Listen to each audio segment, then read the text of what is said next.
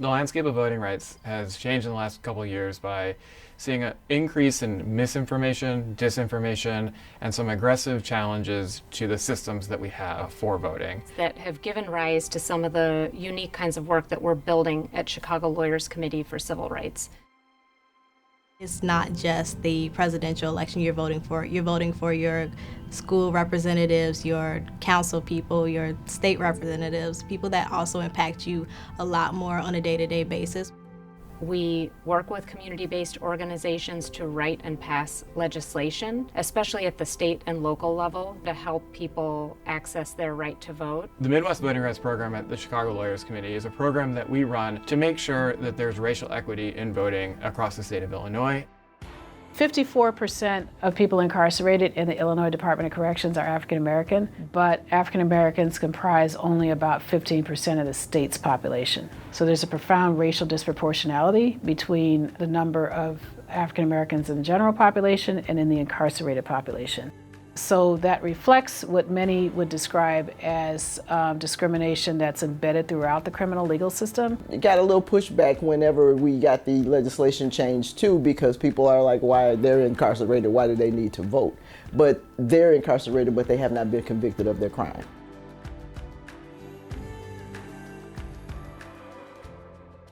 They're equipped through their experiences in ways that most of us are not. And that makes them able to vote on the political aspect, particularly in Cook County, where we vote for most of our judges. When one is in jail, doesn't have access to the internet, and can't just look something up. Getting access to reliable, nonpartisan, fact-based information is tricky. Oftentimes we see organizations focus on bigger picture types of reforms or ideas, but not being so directly connected into the communities and to the people that are experiencing the problems on the ground. We see stories from voters all the time of them showing up somewhere and maybe there was a door locked, or maybe there was an improper request for an identification by a security guard in a building, or maybe there was some real problematic intimidation happening. We have effectively responded to many of those situations. What we want to do first and foremost is hear a community out on what is their model to try to build power. We need to be flexible as lawyers who have valuable tools to bring. We push for systemic change and laws to make sure that voting is equitable. The Election Protection Program is a national coalition of organizations that run a number of programs to ensure people can have access to the polls. And we also supervise a field program of volunteers that serve as poll watchers across mostly Illinois and some parts of Indiana as well. The goal is to ensure that, again, everybody has access to the polls.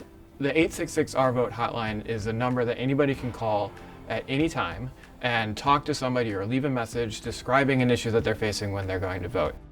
Anybody can call at any point of the year, and a lawyer on the line will help and give information and correct and help them find a solution.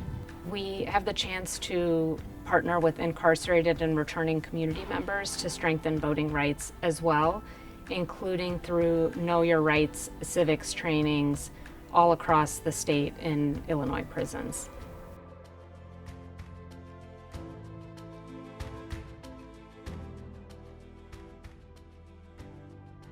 That law mandates voter education workshops as part of one's exit process from the Department of Corrections, so that when people get out, they know of their eligibility, they know the basics about basic political positions. The law was developed in part and led by people who are currently incarcerated and people who were directly impacted. CLC was one of the earlier relationships we built from the beginning. We worked on housing campaigns, educational campaigns, anything around voting rights acts and bills, city, state, and local. We work with UCRO on a number of voting related issues, from redistricting to legislative change, and right now we're working with them to help identify and develop what a state level voting rights act in Illinois looks like. It's working with school improvement, whether it's working in housing. This is a great relationship to have with Chicago Lawyers Committee because it continues to build trust. We've seen federal courts, one decision after another, chip away at the Voting Rights Act. .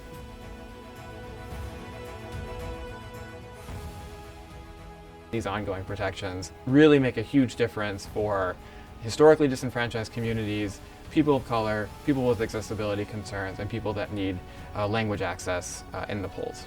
As advocates and as people who fight for voters whom we represent, we have to remain vigilant. When I think about democracy, I think about our local institutions. I think about how connected we can be to the people that we elected locally and how directly they need to be responsive to voters. Well, Chicago Lawyers Committee is doing the good work.